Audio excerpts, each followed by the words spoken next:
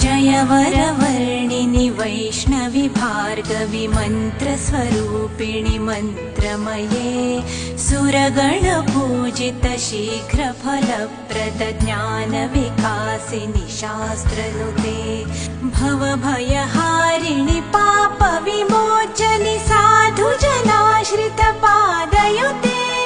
जय जय हे मधुसूदन कामिनि धैर्यलक्ष्मि जय पालय माम्।